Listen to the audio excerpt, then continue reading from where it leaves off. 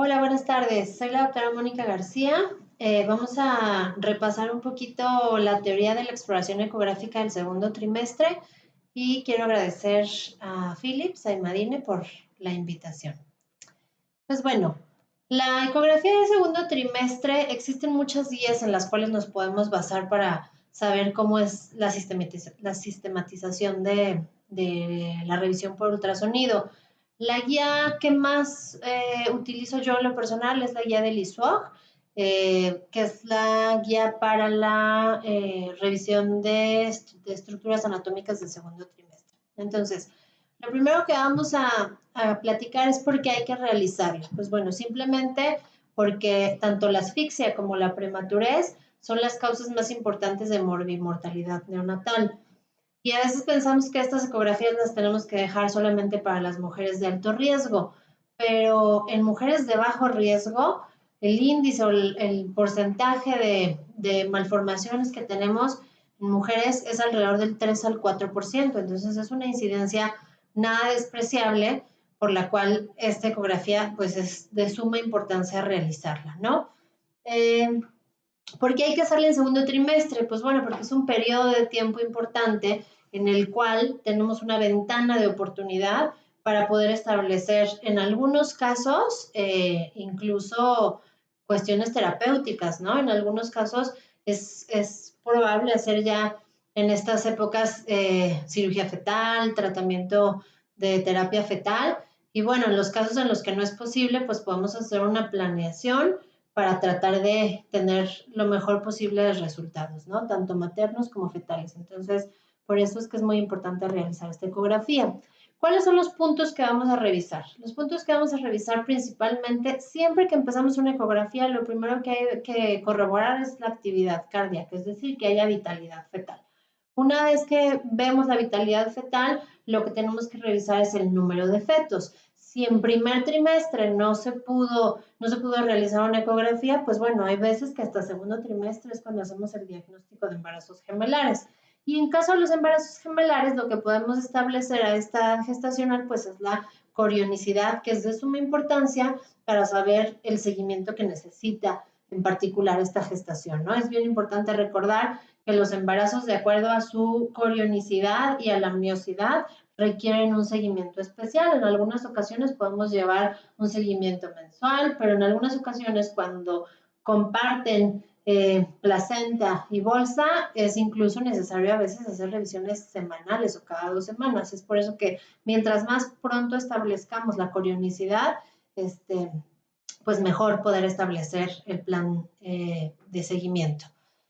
Lo que vamos a revisar después es la edad gestacional, es decir, el tamaño. Es muy importante recordar que el ultrasonido de segundo trimestre, sobre todo cuando ya contamos con un ultrasonido de primer trimestre, no nos va a servir para establecer qué edad gestacional tiene la paciente. La edad gestacional, esa la establecemos principalmente primer trimestre y lo que nosotros vamos a ver es el crecimiento que lleva este feto, ¿ok?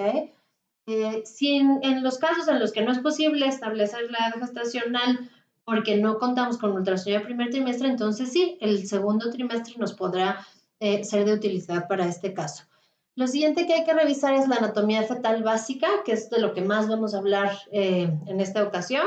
Ya veremos el orden que lleva y la ecografía estándar, que es cuáles son los puntos que tiene que revisar. Después de eso, nos vamos hacia la placenta. ¿Qué le vamos a revisar a la placenta? Pues la ubicación y las características placentarias, la apariencia y el líquido amniótico también es un punto importante. Es también muy importante no olvidar la valoración del cérvix. Muchas veces pasa desapercibida y nos enfocamos nada más en el bebé. Las características cervicales son de suma importancia, sobre todo para la predicción de parto prematuro y de ruptura prematura de membranas cuando tenemos un signo que lo conocemos como SLOTCH. Y la evaluación Doppler de las arterias uterinas con la finalidad de predecir preeclampsia y restricción del crecimiento. Entonces, ¿a quién le vamos a realizar la ecografía y cuántas ecografías vamos a realizar? Lo ideal es a todas. Todas las mujeres embarazadas de alto y bajo riesgo necesitan tener una revisión anatómica de segundo trimestre.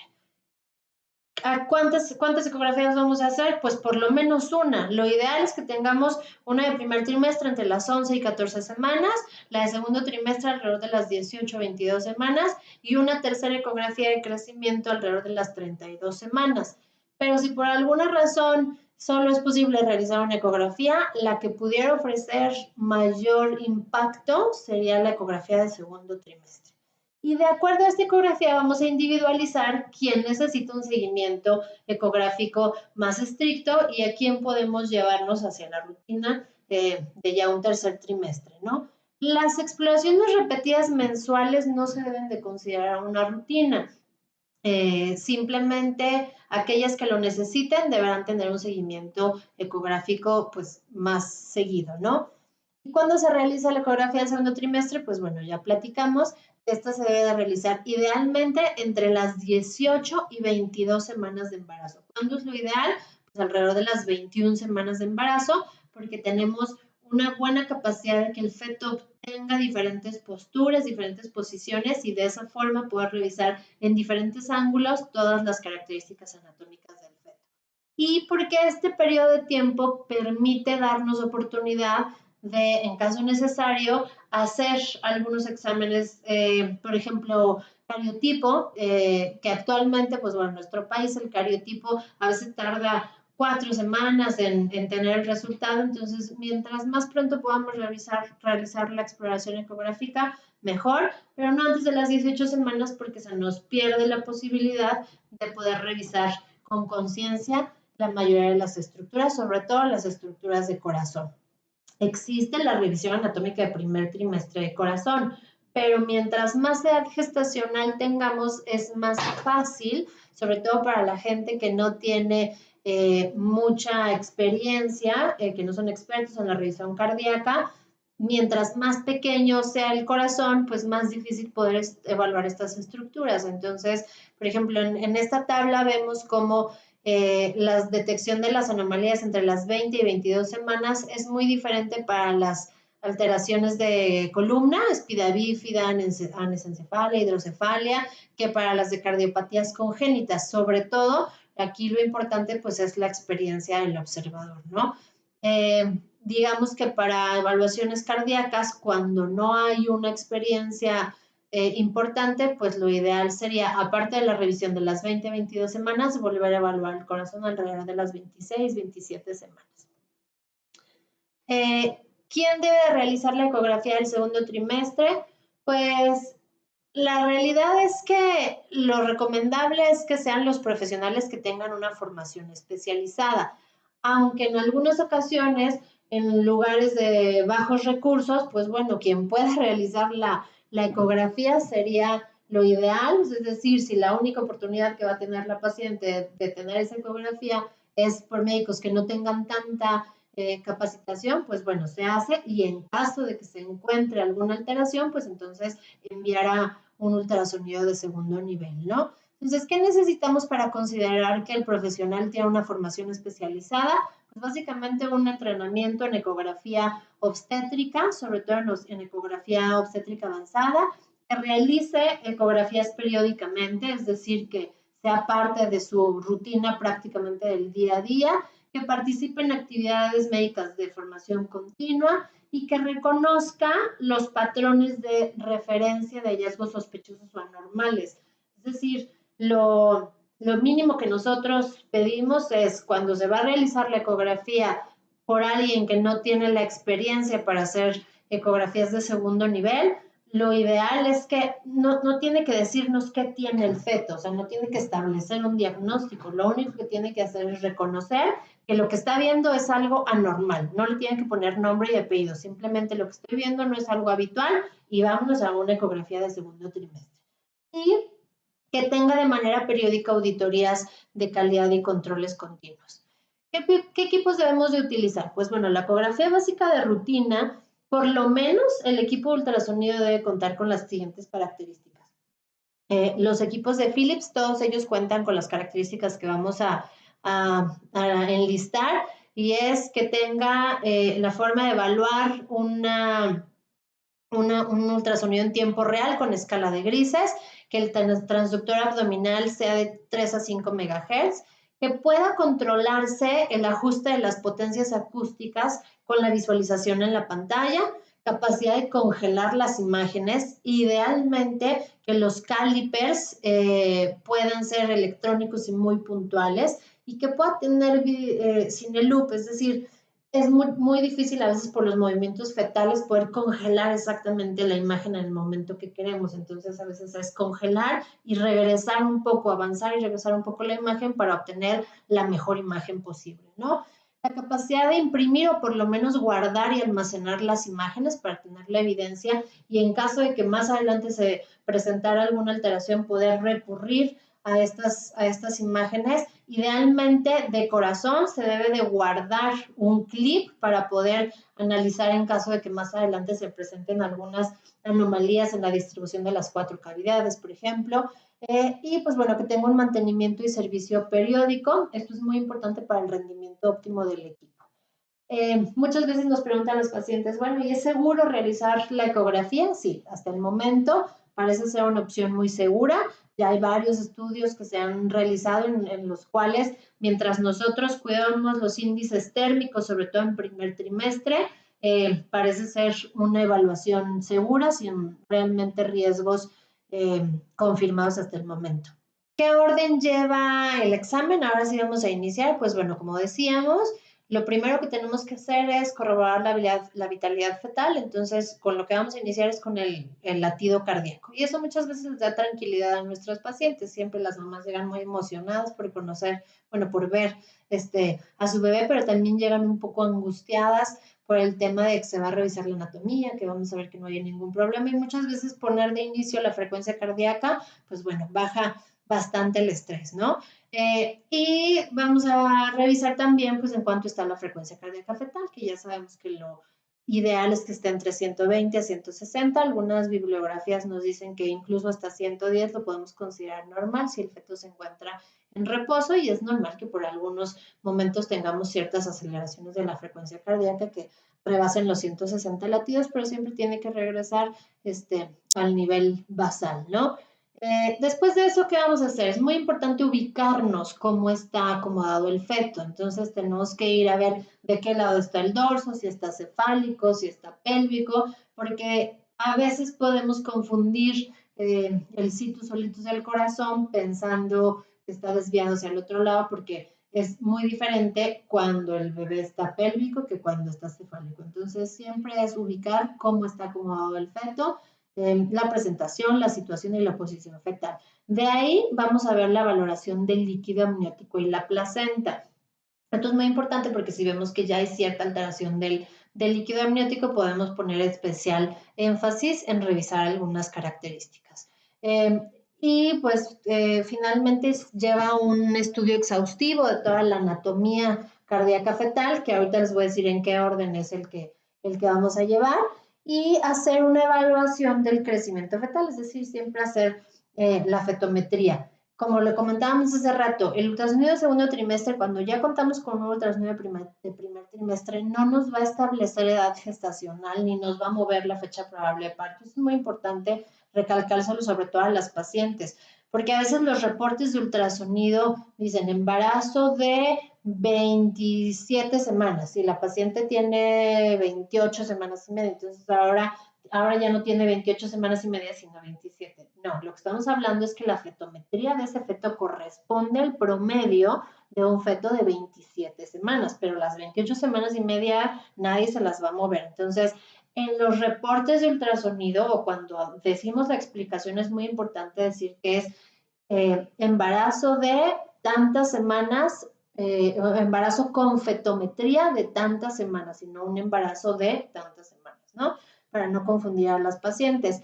Y después de haber evaluado el crecimiento fetal, entonces decidimos si es necesario hacer un Doppler o no. El Doppler de las arterias uterinas, ese sí lo hacemos, y ya decidimos si hacemos una evaluación Doppler de la arteria cerebral media, de la arteria umbilical, del ducto venoso, según lo que encontremos en la evaluación de crecimiento. Si el crecimiento está normal, no es necesario hacer una evaluación Doppler de otros vasos fetales, ¿ok? Y pues bueno, como extra, enfocándonos no solo en el feto, pues bueno, hay que evaluar cómo están los anexos, es decir, los ovarios, ¿no? ¿Cuál es la técnica que vamos a utilizar? Lo más importante es utilizar la ampliación. Muchas veces en algunos cursos que damos presenciales, que con la pandemia, pues bueno, no es posible, entonces tratamos como de explicar más lo que se pueda, pero es muy importante, de los errores más comunes que encontramos es que no hacen una ampliación, o sea, está al 100% de la pantalla y quieren evaluar la circunferencia abdominal pequeñita. No, tienen que ampliar, o sea, utilizar mucho profundidad primero para no perder la imagen y después el zoom.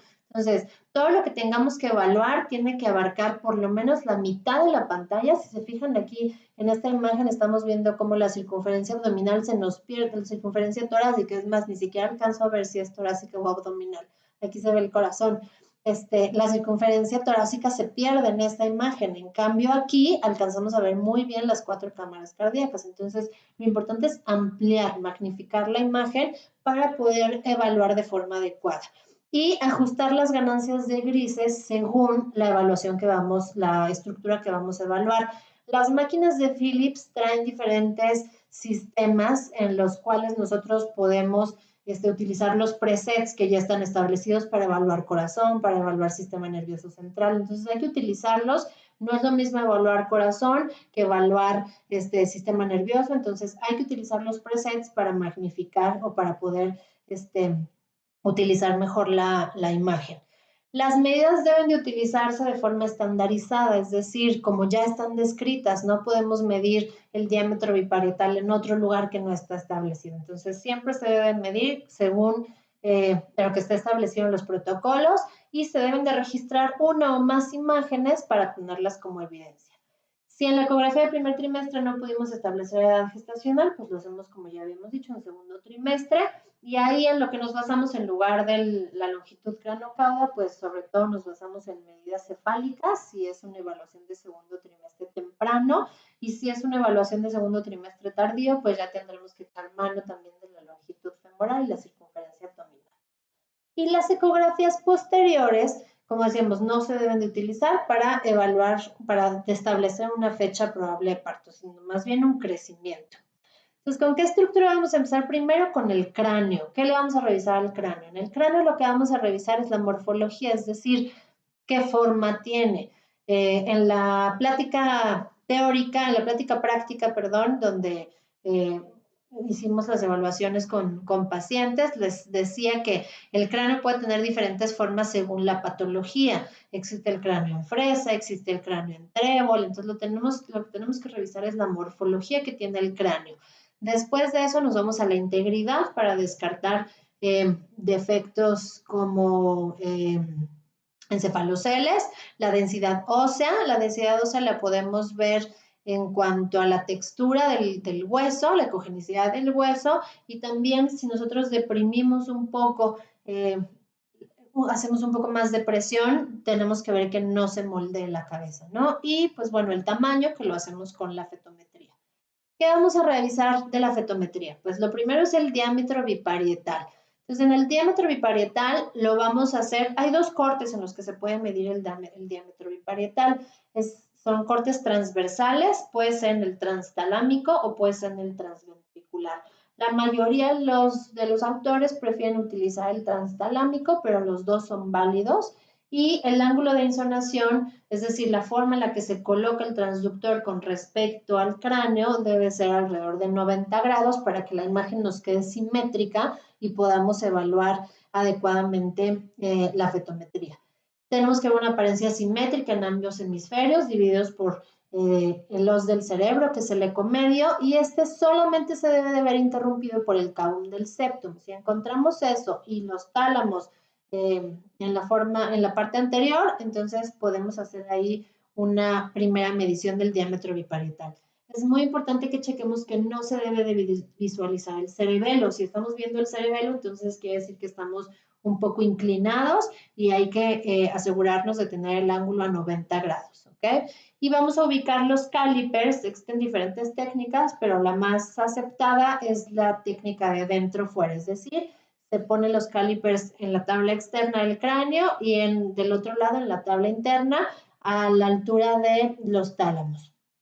La circunferencia cefálica la vamos a hacer en la misma imagen que describimos para el diámetro biparietal, y aquí, si el equipo cuenta con medida para hacer elipse, sería la mejor forma de medirlo, y tiene que rodar todo el borde externo del cráneo, es decir, la parte de afuera del cráneo.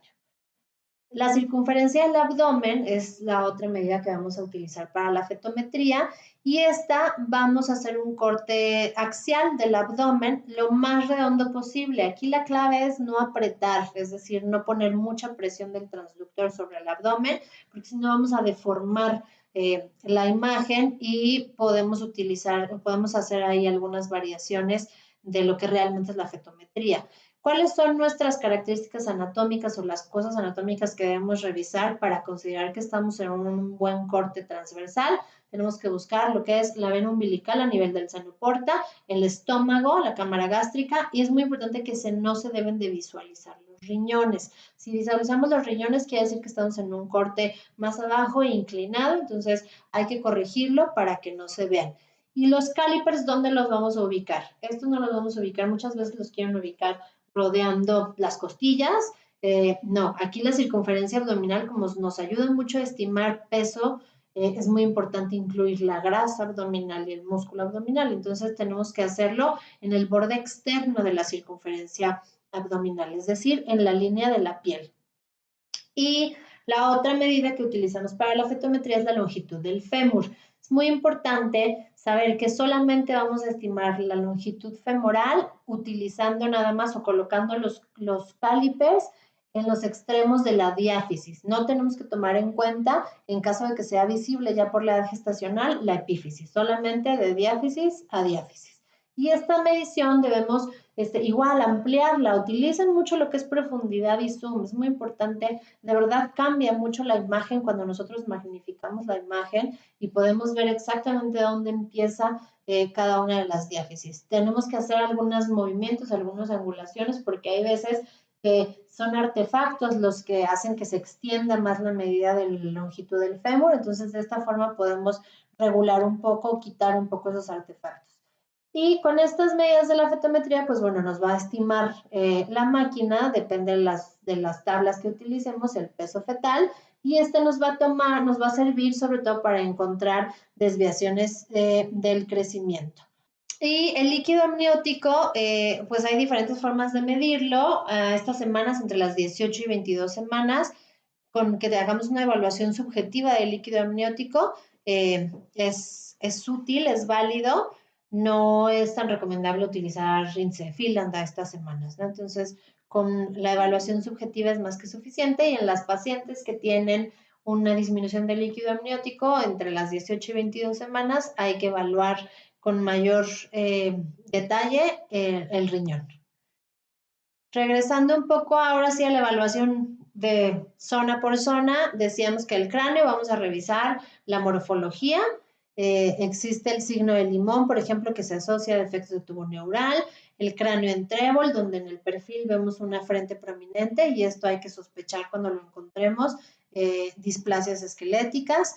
En esta imagen podemos ver cómo se deprime la forma del cráneo, y en esta ocasión, en estos casos debemos de sospechar alteraciones en la densidad del hueso. Una vez que hemos revisado el cráneo, nos vamos ahora sí como tal a la revisión del cerebro. Existen 3 cortes que podemos utilizar para revisar el cerebro de forma estándar. Existen mucho más cortes, pero ya es una evaluación mucho más detallada. Es decir, en la evaluación de rutina únicamente vamos a revisar 3 cortes, que son 2 axiales, que nos van a permitir evaluar la anatomía relevante, como son los ventrículos, los tálamos, de esta forma poder descartar, por ejemplo, defectos de cavum del septum, holoprosencefalia, hidrocefalia, y vamos a evaluar también la fosa posterior con un plano que no es completamente axial, que es el plano transcerebelar. Entonces, en los planos axiales, ¿qué es lo que vamos a revisar? Los ventrículos laterales, el cavum del septum, el ecomedio para verificar que haya una división simétrica del cerebro, los tálamos, y en el plano transcerebelar, vamos a revisar en fosa posterior, por lo menos cerebelo y cisterna magna. En el transventricular es donde vamos a hacer la medida que nos va a ayudar a ver la medida de los ventrículos posteriores, de los ventrículos laterales. Estas medidas son importantes para ver el riesgo de hidrocefalia. Entonces, ¿a nivel de qué altura vamos a revisarlo? A nivel del glomus del plexo coroide, va a ser perpendicular a la cavidad. Esto es muy importante, ver que sea perpendicular a la cavidad y posicionando los calipers dentro de los ecos generados. La medida es muy estable durante todo el embarazo y es menos de 10 milímetros. En esta imagen vemos cómo está a la altura del plano transventricular y aquí se ve cómo los calipers van dentro. En este caso estamos viendo cómo hay evidentemente una hidrocefalia donde se abarca todo el ventrículo y esta medida pues es más de 10 milímetros, ¿no? En esta imagen podemos ver cuáles son las tomas correctas y cuáles son las incorrectas. En este caso está dentro, fuera, fuera, fuera. Entonces siempre tiene que ser dentro, dentro para que se considere una medida correcta.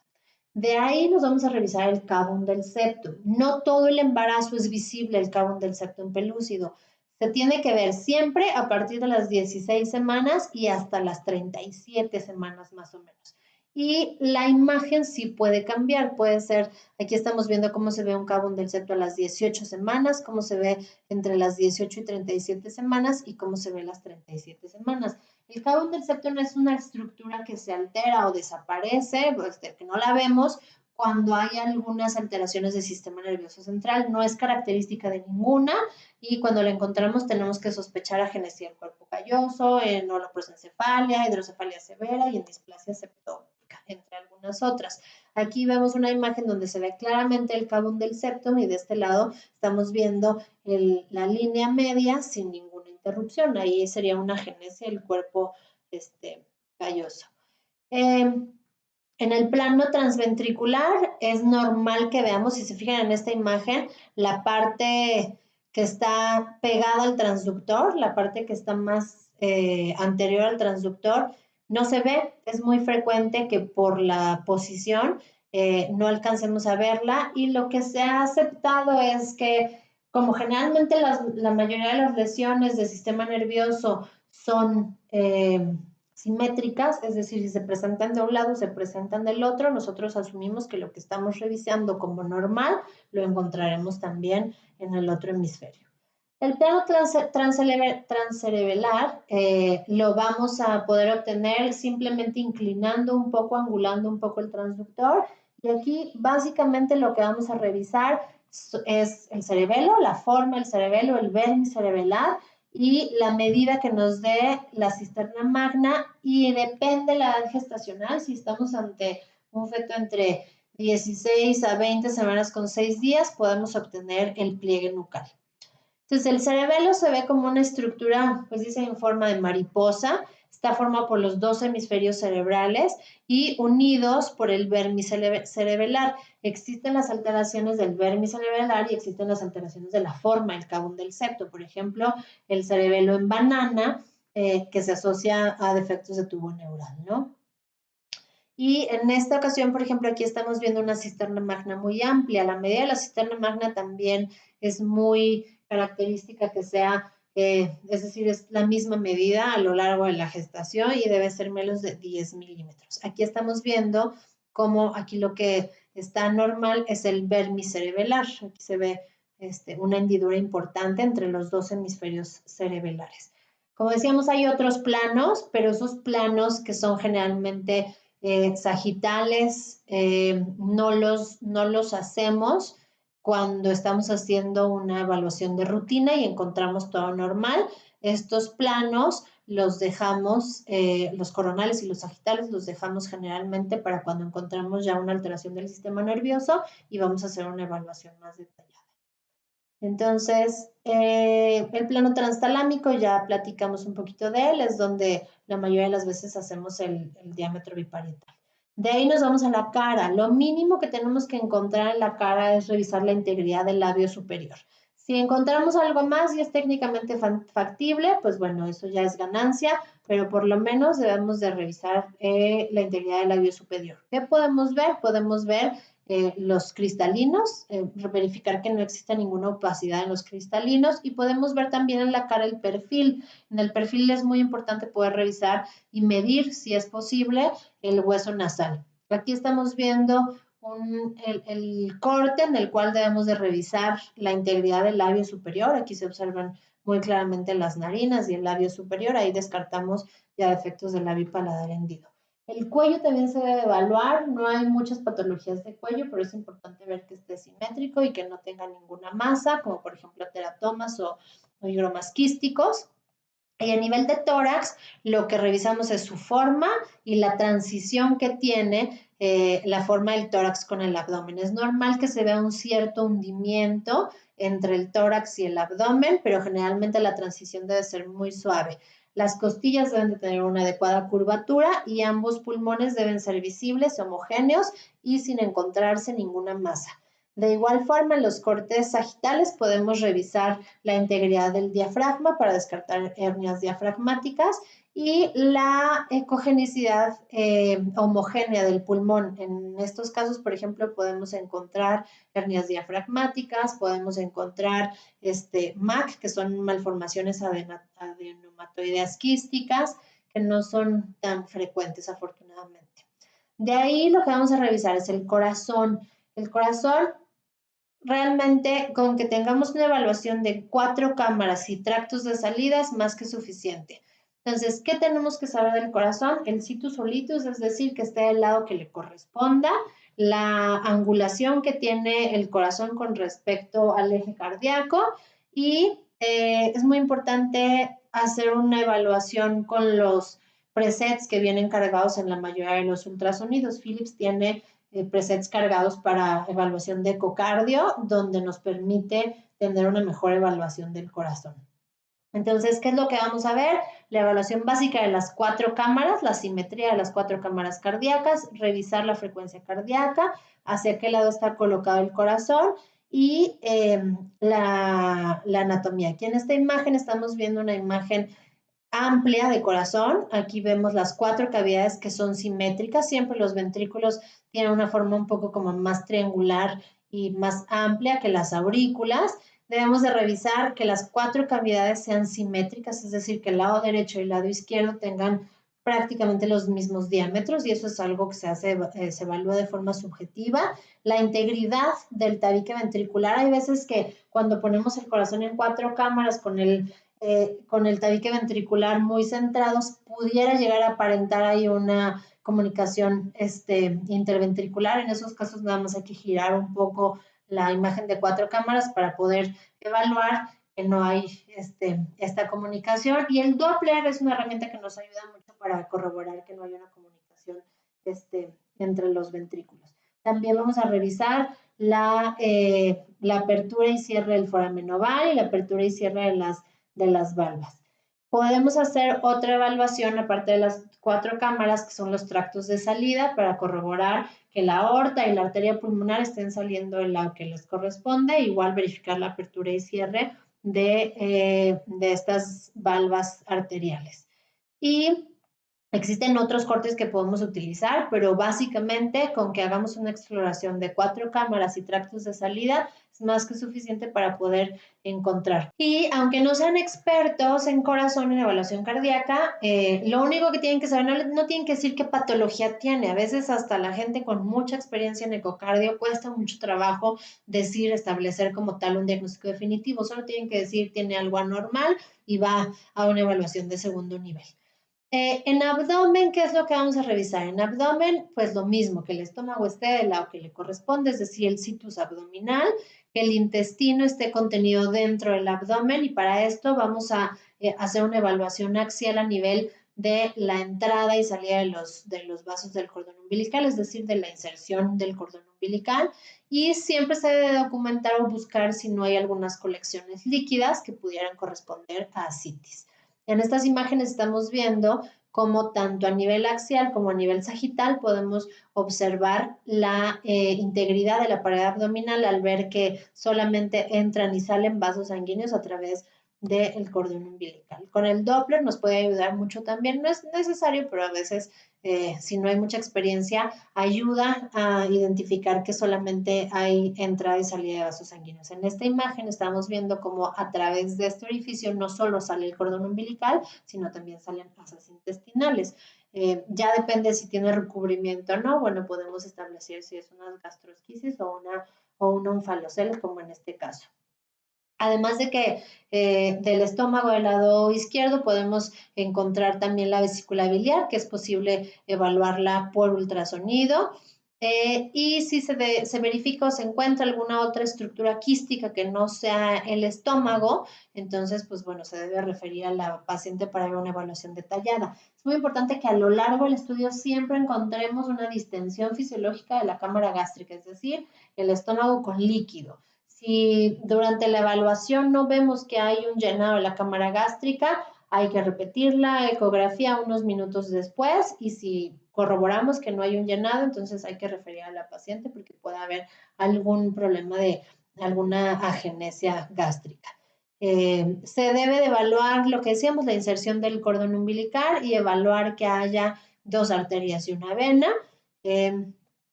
Y a nivel de abdomen, otra cosa importante que hay que revisar son los riñones. Los riñones, ¿qué vamos a verificar? Pues primero que estén presentes ambos. Ambos riñones tienen que estar presentes y la vejiga visible. Eso nos habla de funcionamiento renal. La vejiga puede ser que al momento no la encontremos visible, pero a lo largo del ultrasonido, igual que la cámara gástrica, debemos encontrar su llenado y debemos de ver que las pelvicidades renales no estén dilatadas. Para eso utilizamos un corte axial donde vemos ambos riñones y hacemos una medida donde no debe de rebasar los 30 a 40 milímetros según la bibliografía en gestaciones del inicio del segundo trimestre y ya en segundo trimestre avanzado después de las 27 semanas podemos permitir medidas hasta de 7 milímetros. Si nosotros, lo mismo que decíamos, si no vemos la vejiga llena, pues hay que mandar a una evaluación detallada. Después del abdomen vamos a revisar la columna. En la columna por lo menos debemos de obtener un corte longitudinal. En los cortes longitudinales existen varios cortes que podemos hacer, axiales, longitudinales, coronales, pero por lo menos debemos evaluar un corte longitudinal para ver la integridad de la columna y sobre todo la integridad de la piel con la finalidad de descartar defectos de tubo neural. Debemos de seguir todo el trayecto de la columna y ver que las curvaturas de la columna estén presentes, que tenga una buena movilidad y sobre todo, pues, lo que decíamos que es que la piel esté cubierta. Aquí estamos viendo un defecto de tubo neural donde se alcanza a ver muy bien cómo la piel pierde aquí su integridad, ¿no? De ahí, ya lo que vamos a revisar por último van a ser los miembros y las extremidades. Se debe documentar que los miembros tengan movimiento, es decir, que las manos tengan movimientos de cierre y apertura y que las extremidades tengan movimientos de flexión y extensión. El conteo de manos dentro de las guías de Leisov no es indispensable, pero si se puede hacer, se puede realizar para descartar polidactilias, para descartar algunas otras alteraciones. Y aunque no es un requisito, pues bueno, a veces a los papás les gusta mucho saber que tienen sus bebés sus 5 deditos, ¿no? Las genitales en una ecografía de rutina tampoco se consideran indispensables. No es, a mi punto de vista, no es obligatorio, pero también existen las patologías de genitales, donde podemos encontrar genitales ambiguos, donde podemos encontrar algunas otras alteraciones. Entonces, yo sí sugeriría que se haga una evaluación de genitales para corroborar que su desarrollo también sea adecuado, ¿no? Y pues bueno, en algunos países es muy importante recalcar que no es permitido dar el sexo fetal por algunas cuestiones ahí culturales, pero siempre se debe preguntar a los pacientes si quieren saber el sexo fetal, aunque ya sean gestaciones avanzadas, siempre es importante antes de decir el sexo fetal, primero preguntar si desean saberlo. Y pues bueno, aquí es un resumen en imágenes de la evaluación que tenemos que realizar. Entonces, recordando, empezamos por el cráneo y en cráneo tenemos los 3 planos que vamos a revisar, que son 2 planos axiales. Este sería el plano transventricular, donde vamos a hacer la medida del ventrículo posterior. Este sería el plano transtalámico, donde vamos a hacer la medida del diámetro biparietal. Este sería el diámetro transcerebelar, donde vamos a evaluar fosa posterior, que es principalmente cerebelo y cisterna magna.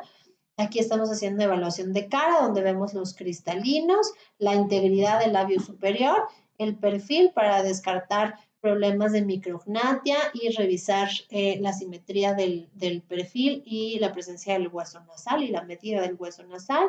Las medidas de columna, idealmente, pues hacer todos los planos, pero si no es posible, solamente el plano longitudinal.